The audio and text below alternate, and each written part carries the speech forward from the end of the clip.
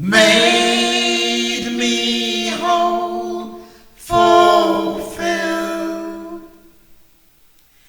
Take my rein in your hand, journey to the promised land, safe from harm in your arms.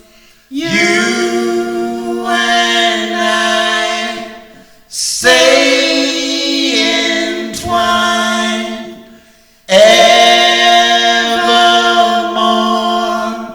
my anchor.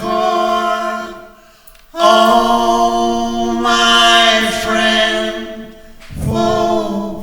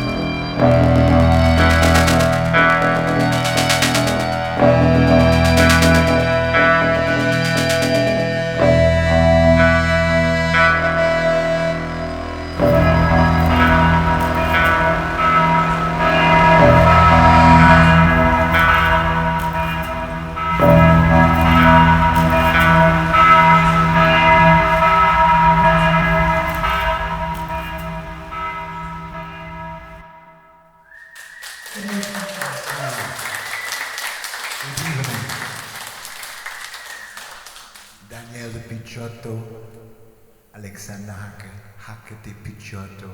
Thank you so much for coming out. Thank you so much for having us. The next song is called Awake.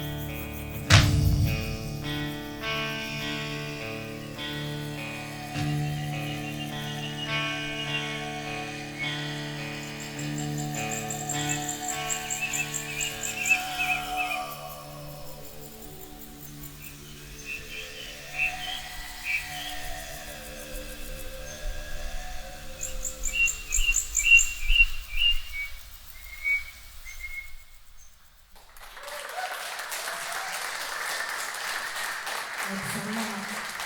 Danielle.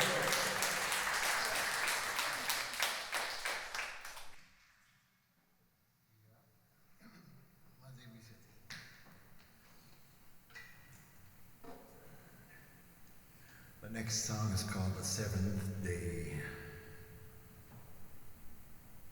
which for some is today, for others tomorrow.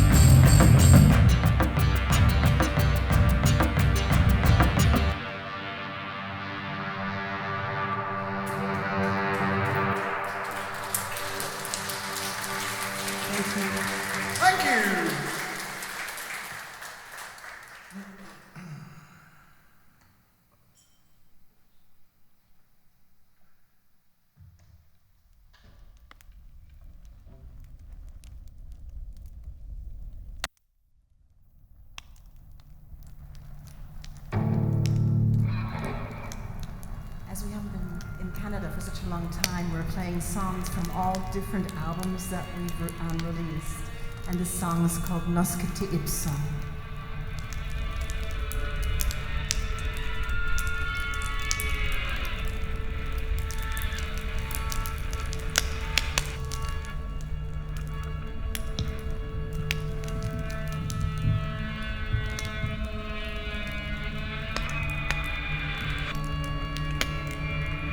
When you look into the mirror, what do you see? Your hair, your eyes, your mouth, your skin, your hopes, your fears.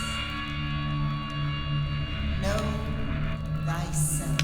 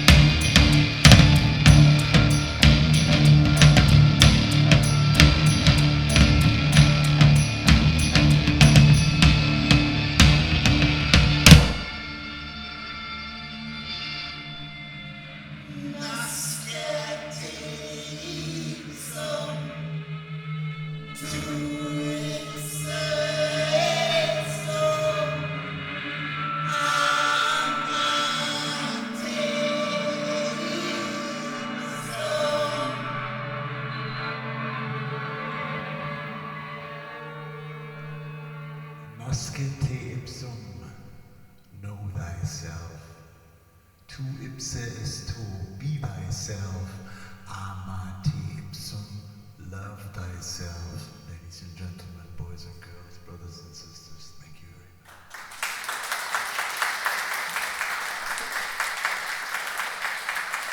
very much. Is this on? I think this is one of the guitar amps. Can people hear me? If this was a movie, there would be a feedback now. Yeah. Okay. So, sorry to the people over here. Oh, that's just one microphone. Oh, no, it's that. Take that. There you go. That one's good. That one's gonna sound fancy. That's right. Put the effects on it and the looper and stuff. Oh, they're actually good. Okay. Apologies to the people over here. I'm just kind of sitting behind this machina, new age, advanced ambient motor. You guys all know it. It sounded good though.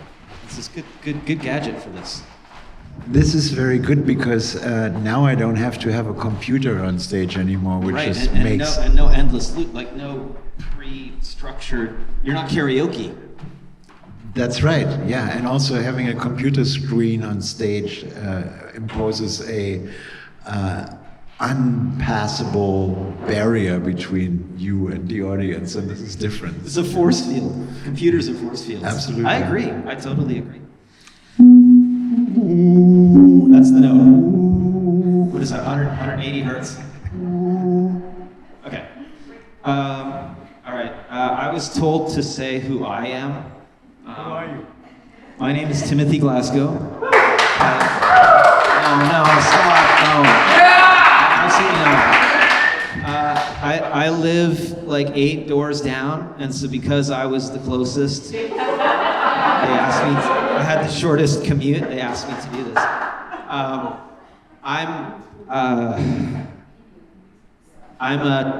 Well, right now, they put me in charge of Radio Western, which is kind of weird, and which is why the van's parked out there.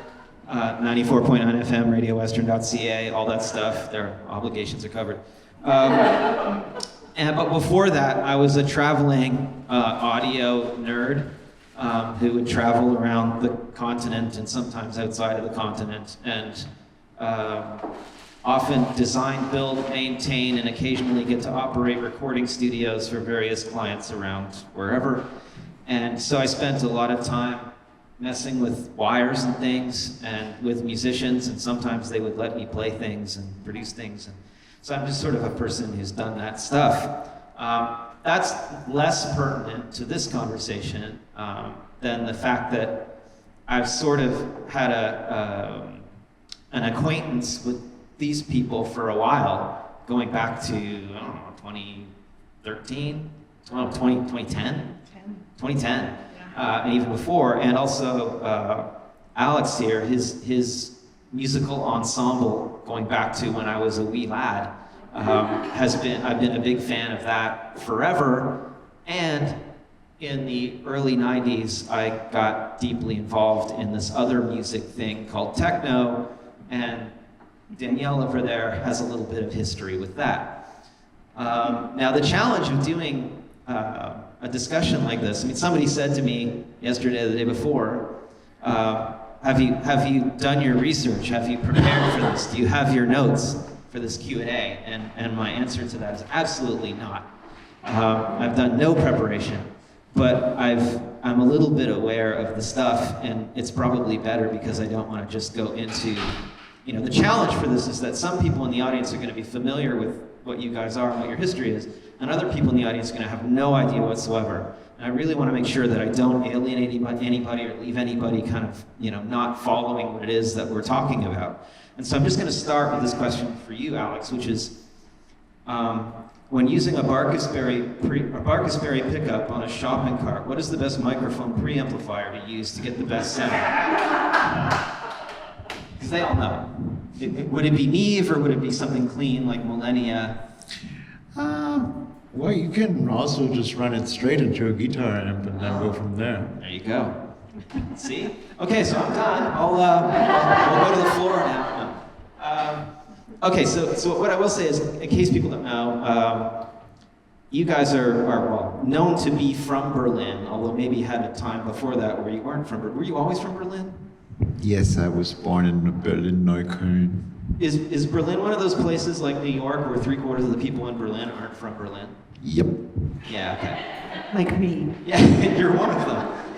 Where were you born?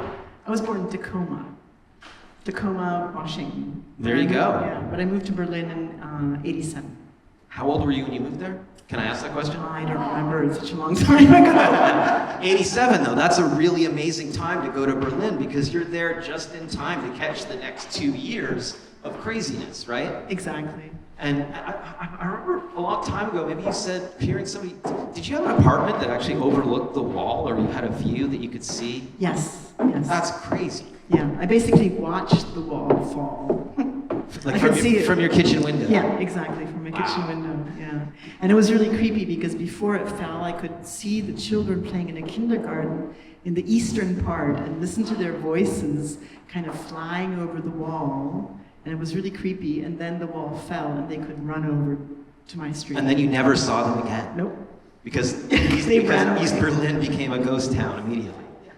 But then the ghost town thing was really important because once it became a ghost town, much like Detroit did a few years ago, which we explored at one point, you could go over there and start doing cultural things without needing to have a whole lot of money. Right, we just all kind of, as soon as we could, we just ambled into that part of town, which was empty because everybody that had been living there ran away. And so we just looked at everything, and it was like a state of anarchy for about 5 years. Right. Which was pretty amazing. Right. And I guess I should ask, when did you two meet and become sort of close? I mean, maybe you might have met and kind of been aware of each other, but when did you meet and become? I first became aware of Danielle in 1987, shortly after she had arrived here. Oh. I was riding my bike in Kreuzberg and riding by a bus stop. There was this creature all in decked out in pleather, in black pleather, with a beehive about the double size of her head. Sign me up. And actually, I got off my bike and just looked at her. I didn't dare to talk to her, but then I got introduced to her later at a party, and we've been friends since then. But we were always involved with somebody else for a while. And then we became closer friends. So were you aware of what she was doing with sort of being one of, well, around here we have a term sometimes we call people scene builders, and so were you aware of her role sort of doing that, or were you sort of separate enough from what was happening with the techno explosion that you didn't see it? At the time when techno happened, I was really into country and western, so I was not the demographic. Right. But I was what? But I was and metal for that. Of course. But I was at the first Love Parade in 1989. Oh, there you go. I was there. It was at the Wittenbergplatz. There were maybe, at the time I was there were maybe like 80 people, a little more than in this room, I suppose. And 80 or 18? No, 18. 18. No, there were like 80. Is the German, the Deutsche accent, the 80 and the 18 are very similar. 80. Okay. And I thought this is pretty silly, and then it also started raining really hard, and I decided I don't want to get wet, and that was that for me. But little did we know. Were you there because you were into the idea of the Love Parade, or were you there because she was there and you wanted to see if I was into the idea of the Love Parade. I thought it was, you must understand that Berlin was all about heroin and or amphetamine, or for that matter, and staying awake for weeks, and it was all dark and yes, and depressive, and melancholic, and then there were these freaks, and they wanted to dance in the broad daylight, with that music. So that was For those who don't know what we're talking about, let me just back up 1 second. Love Parade. Techno music as dance music, as culture, as its own separate social scene, and all of that kind of happened at the end of the 1980s in a few different places around the world, sort of simultaneously. People like to trace it back to Detroit and Chicago, and that may be the spiritual home. But the problem with Detroit and Chicago, and especially Detroit, and I was there was a TV show that was on late at night at like 11:30 at night that played techno records, and nobody paid any attention to it except for a few. But other than that, it didn't really spread. It just kind of happened in its place. But when it hit Germany, it was just like that was the flavor everybody wanted to taste at that time or something. And it became a normal form of music in the same way that, I don't know, hip hop or country or whatever exists here in North America. If you go to Germany, electronic music is not a fringe, it's not an alternative kind of music, it's kind of everywhere. But that all can be traced back to that period in time. And it probably, I'm presuming, you could correct me on this, but it was just a small group of people that would have been aware about it starting out, and they wanted to kind of let their freak flag fly and promote what they were doing, and probably felt like what they were doing was great, and they wanted other people to know about it. And so Danielle here, along with another person, started this idea of let's basically take the nightclub and bring it out onto the street, and we'll get a truck and we'll put big PA speakers on it and get DJs to DJ, and then just have a bunch of people hang around. And it grew and grew and grew and grew year after year until I think it was 98 or whatever, when it was like 1.5 million people. Yes. I was in Munich. It wasn't really Love Parade. I was in Munich in 2000. And I had no idea any of this was happening. I knew about techno. I was a fan of techno, but I'd never heard of this Love Parade business. I was just working at the Airy film studio. And I walked out in the street one day, and there was this thing called Union Move in Munich, and I think it was 500,000 people. So imagine me, Canadian techno dork, walks out of this like bed and breakfast, and there's 500,000 people wearing almost no clothes, and this row of trucks like 10, 15 kilometers long with PA systems, and everybody's partying. And I was just like, what? Am I still dreaming? This is crazy. But it became a thing for a while, and it was culturally, I think, significant. And that's not the only thing that you did. You did lots of other stuff too. And then you were in on these other bands, and you did these other things. And there was the Space Cowboys thing, which I played some of that stuff on the radio the other week. Some people were listening, maybe. Neubauten already had momentum at that point.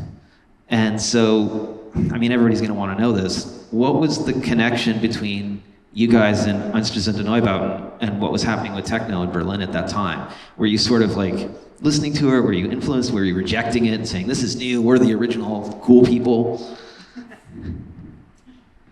No, the great thing about techno was that it promoted individualism Yes. and individuality. It was not about we all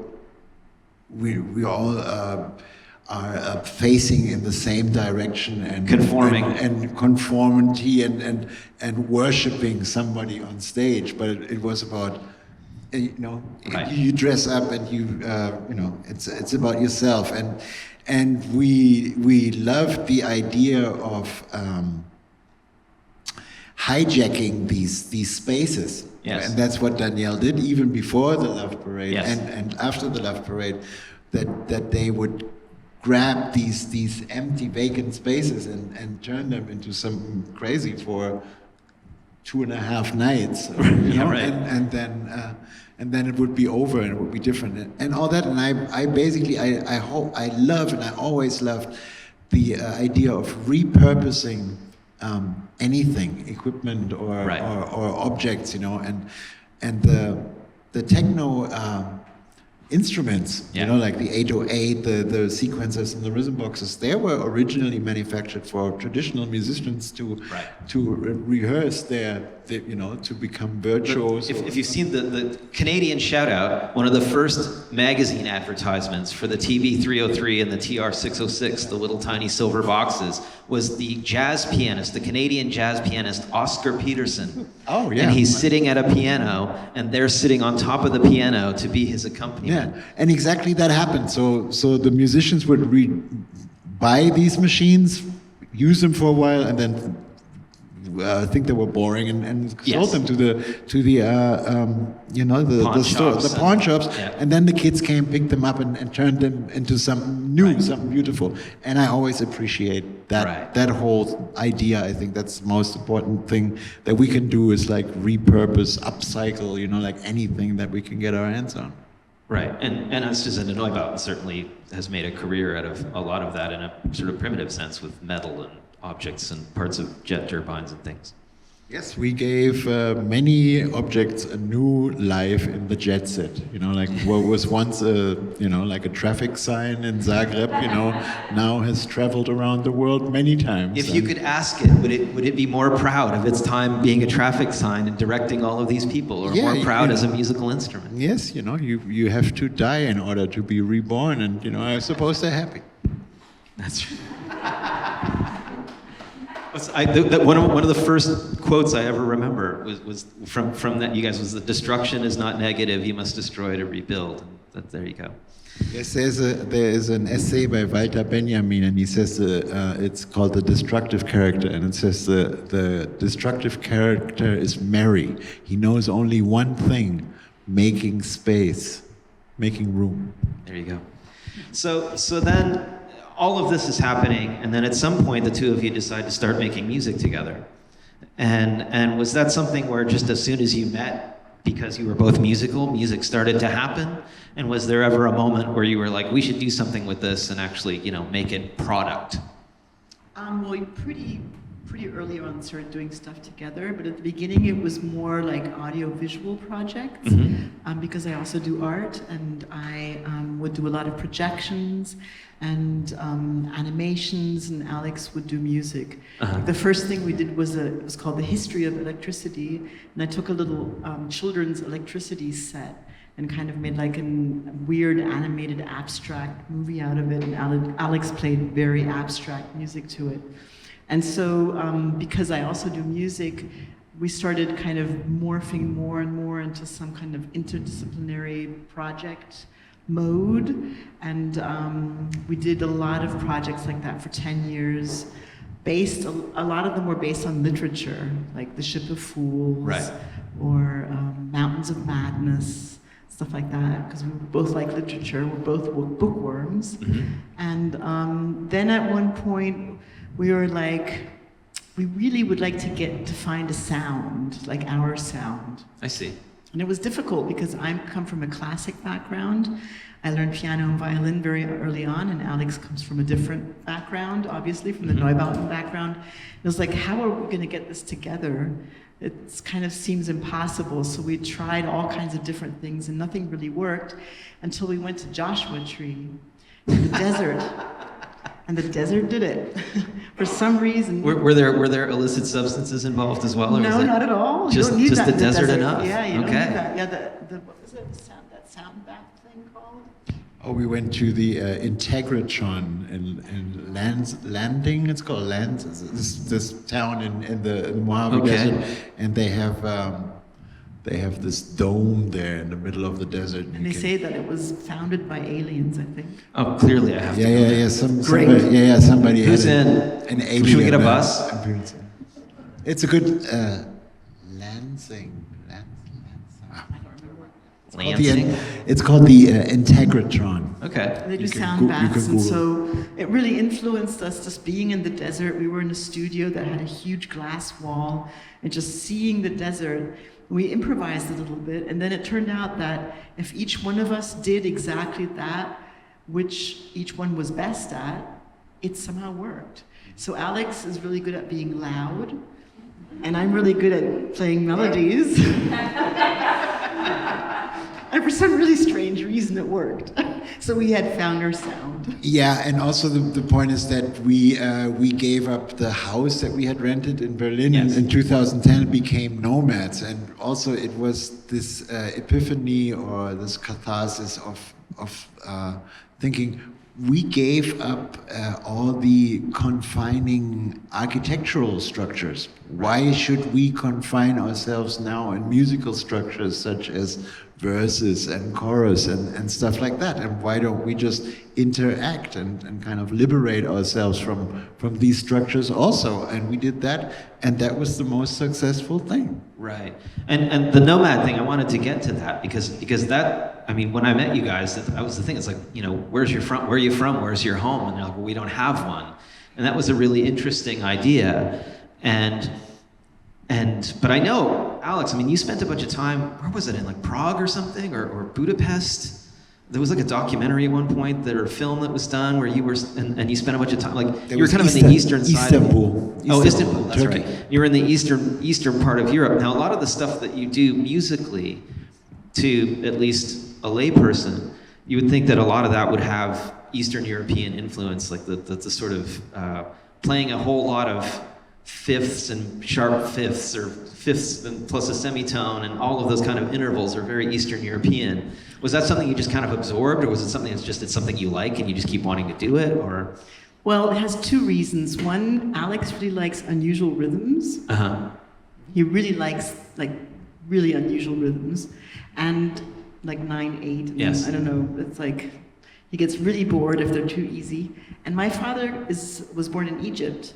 Oh. So I grew up with a lot of Oriental music, and so that's kind of, I don't know, when I play a violin, it somehow slips in there. Yeah. Okay. So that together that makes sense. Yeah.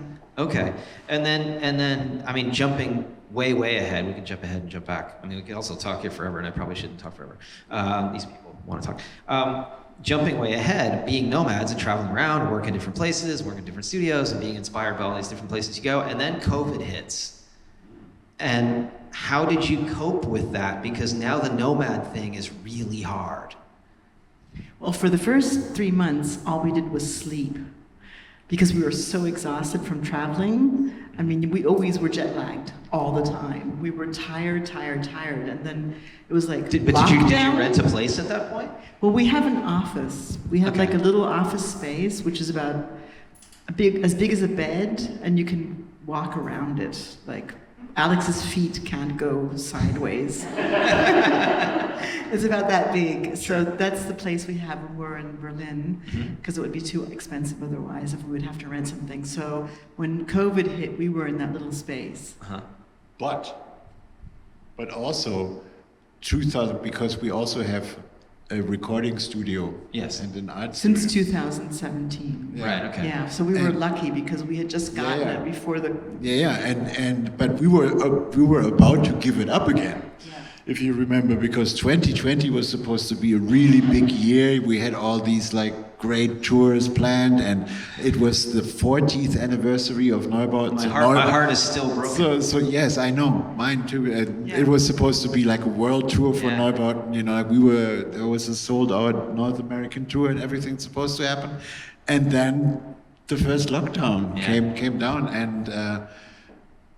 and then we got lucky that we had at least that studio, and so we could like dive into like writing music and recording music immediately, and we were very lucky that way. Was it a difficult personal adjustment though? Like after week 9, were you like, can't we just go somewhere else? Well, you know, we were traveling from 2010 until 2017, 18, nonstop. So you were okay to open up a new chapter at that point. Yeah, I mean, I think we were in Germany like 19 days in some of the years, and we were just like constantly traveling. And so, like I said, for the first 3 months, we just slept. And then we were like, wow, this is kind of cool. We don't have to get up early. We can just stay here. Right. And so then we just started playing music just for the fun of it. And also, you could cycle around Berlin in the summer, and it would be like in the old days. There would be no one. No tourists. Yeah. So then you're in the studio. COVID is happening.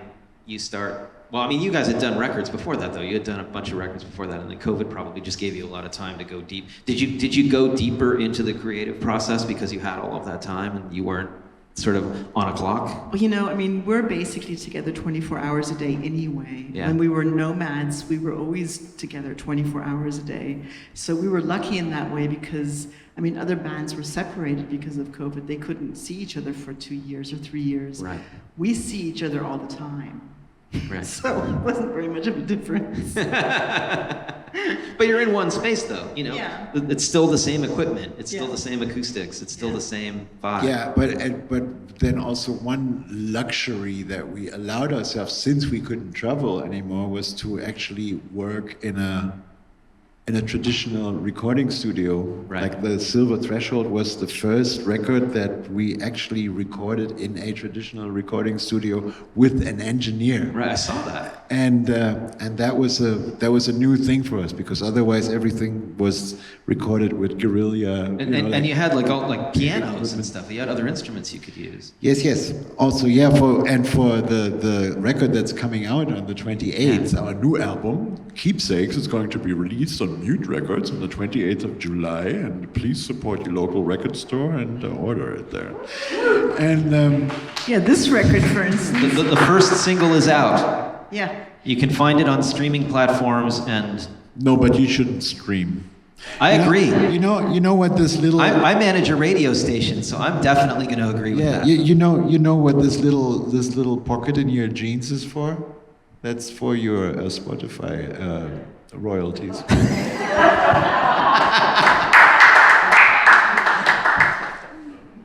Like this record here, we recorded over a fish and chips store in Blackpool, England. So that's Because the way we everything usually- in Blackpool, England is Yeah. over on top of a fish and chip store. Or a casino for that matter. Yeah. Right. Okay, so yeah, new record. Let's talk about that for a second. New record. I've heard the first single. I haven't heard the rest of it, obviously. Do you feel? I mean, as musicians might. If you ask a lot of musicians this question, they'll lie. But hopefully, you won't lie. Do you feel that the new record is markedly different from the stuff that precedes it, or is it or is it something where you did a ton of songwriting and arranging during COVID, and you're just working through getting all of that out? None of the above. Should I answer that? Well, it is different because it has a different theme. Mm-hmm. We decided during COVID that the most important thing in life is friendships. And we wanted to compose an ode of gratitude to friends and dedicate each song to a specific friend. Oh, that's awesome. And so many of these friends are musicians. And so it was an interesting kind of challenge to write these songs and represent these people, but still kind of keep our own signature sound. Right. And so in that way, some of the songs are quite different from what we do usually, Right. but we learned a lot because two of the friends are, for instance, they have a lot to do with jazz. Uh-huh. So we have a couple of jazz influences sneaking into our music, and a couple of other ones do completely different music. So this album, the coming album, is a little bit different. It's still our sound, Right. but it's going into new realms, and it was a pretty intense experience. Did the friends end up playing on the record, or is the whole thing just in tribute? No. Oh, that's awesome. That there is difficulty about that. But another important factor always is the physical location where we record at. And when we first got back into touring in 2022, in March, one of the first shows we played were in Italy, and we ended up in this place in Naples, in Napoli, called Auditorium Novecento, and that turned out to be one of the first recording studios in Europe. Oh, wow. It was established in the mid-20s of the last century, and a wonderful space. Now the interior is like 70s. Gorgeous. But gorgeous. But they had, like really is. something that you would just like the microphone collection that they had. It was just like Yes. to die for. Sign me like, up. all this and like Neve outboard and reel-to-reel machines and like crazy collection of stuff. And and I also I just asked them how much it would be to record there and if they still do it. And when they told me the price, I said like, okay, we'll be back in December. And so we came back. We started recording in December, and then the first day we were in the recording studio. There was this like letter hanging on the wall, and I was like, "What is that letter?" And they said, "Oh, Caruso wrote that. It was his thank you." We're like, "What?" Composed a little poem in gratitude to the studio. Caruso recorded here, and they said, "Yes, this is one of the earliest recording studios of Europe. So we have the vaults downstairs." And they took us down, and it was like this kind of ghost story, like these hallways completely covered in I'm just dust. thinking echo chamber at this point. Completely full of records and old recordings covered in dust of all the very old opera singers of Naples. And the last person that recorded there was like my huge hero, Ennio Morricone. So we didn't know any of that, You didn't know when you got there. You found we it just later. got there and we were like, oh my God. He left a Celeste, like one of those little keyboard bell I'll tell you the things. last story later. That's and he left one there that we actually used for the record. Yeah, And so also it we was- used tubular bells.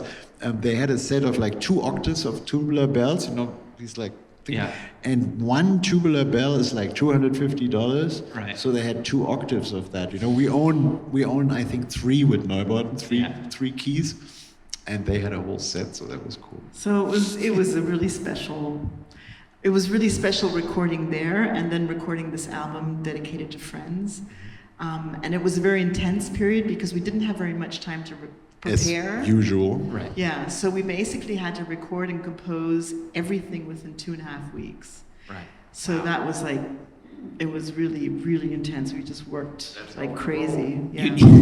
You didn't come in with pre-written down ideas or demos or anything? Not really. We just had that idea of banged the it out. friendship thing. Right, And yeah, we yeah, knew yeah. what musicians, what friends we were dedicating it to in our lives. That's all we knew. And yeah. So then there's the Daniel Miller connection, where this whole mute thing.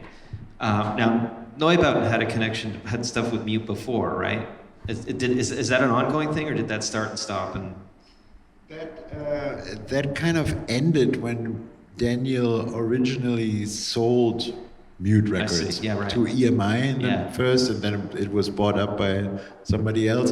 But the funny thing is that Daniel Miller, who started Mute Records in 1978, actually he sold it, and then he got bored and he bought it back.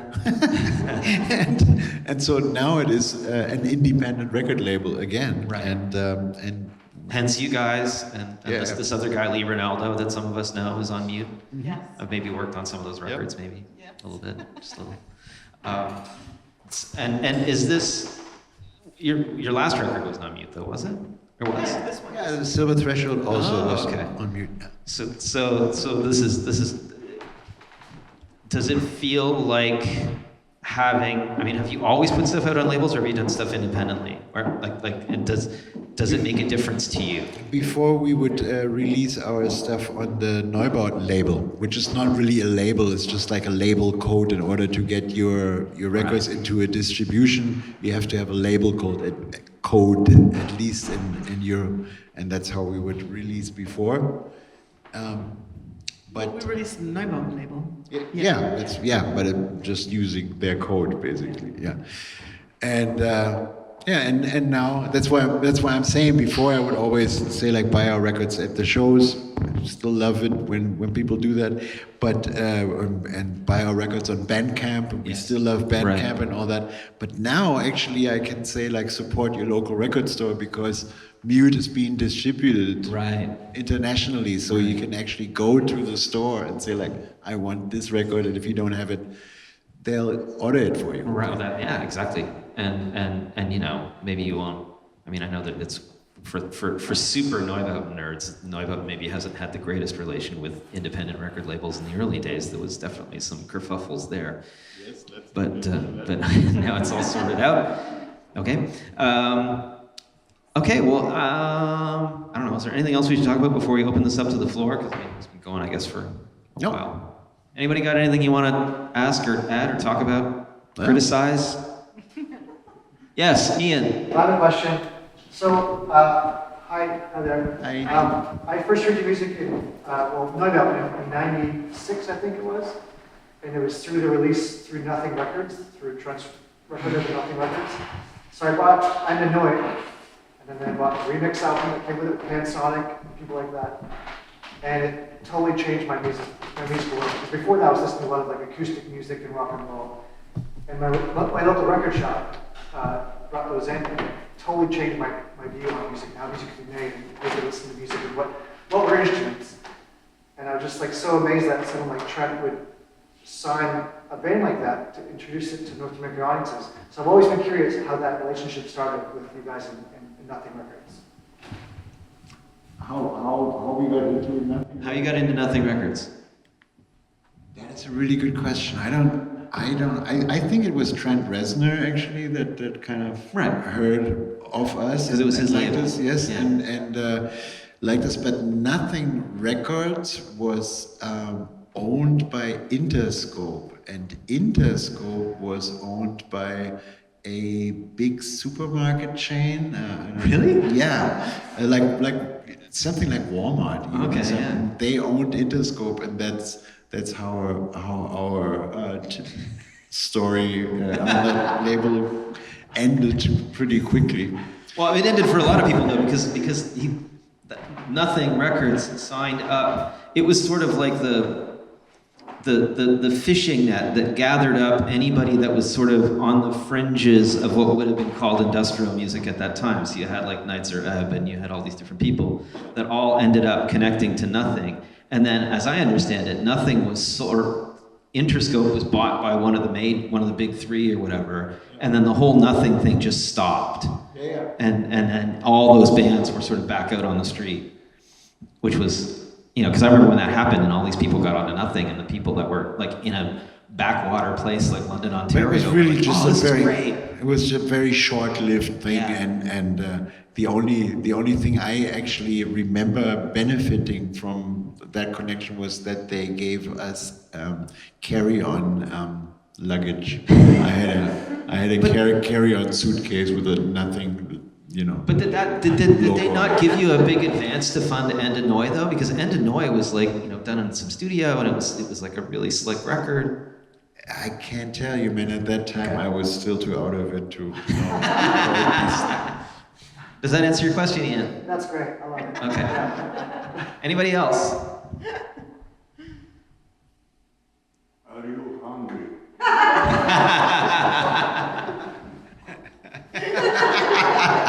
I have one more question if I can. Okay. Ask about the hurdy-gurdy.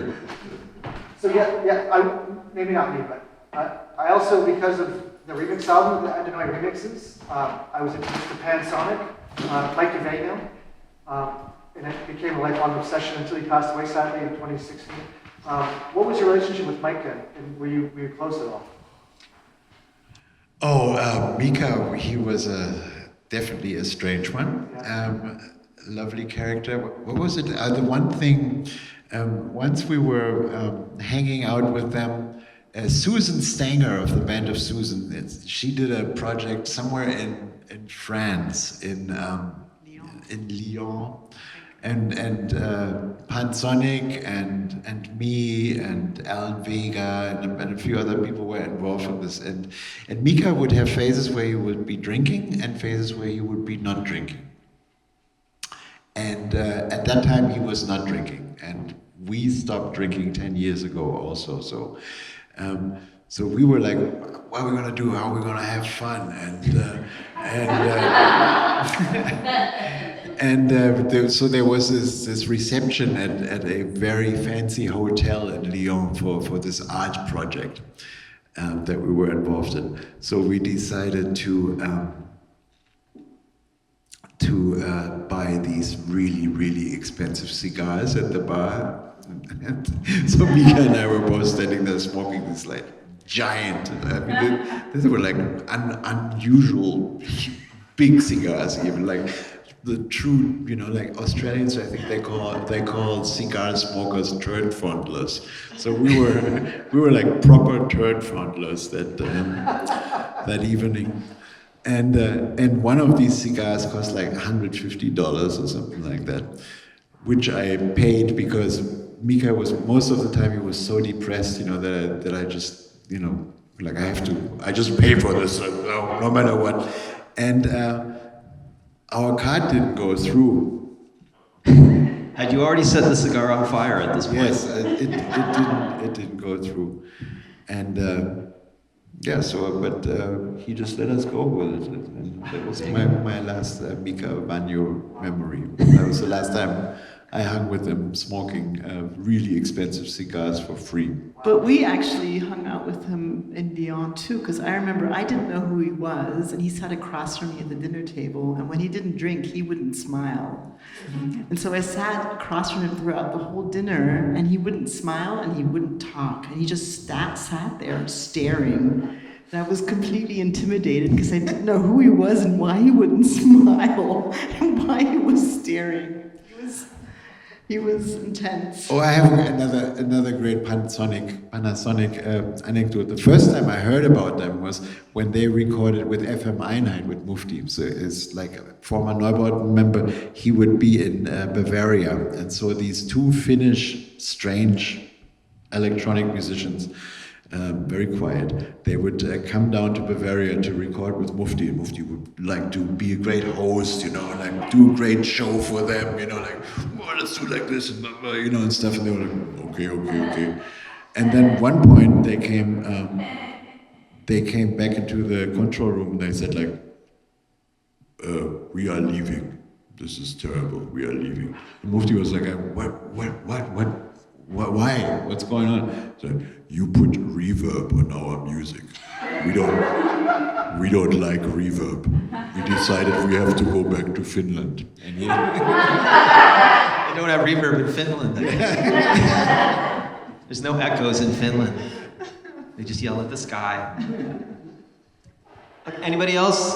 Questions, comments? There we go. First of all, again, thank you guys so much for rescheduling and coming back. Super amazing seeing you in London, Ontario, Canada, in the country, right? I do have one question for you, Alex. Your throat singing. I find a lot of people that do throat singing have an amazing story. Where did you learn to do it? Is it something you just do, or?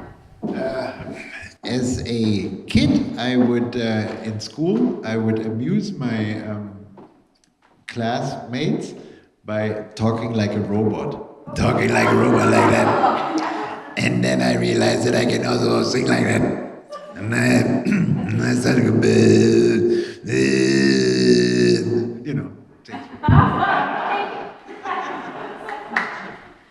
Excellent. Anybody else? Questions, comments, criticisms? Going once? Going twice? Yeah. Thank you for coming.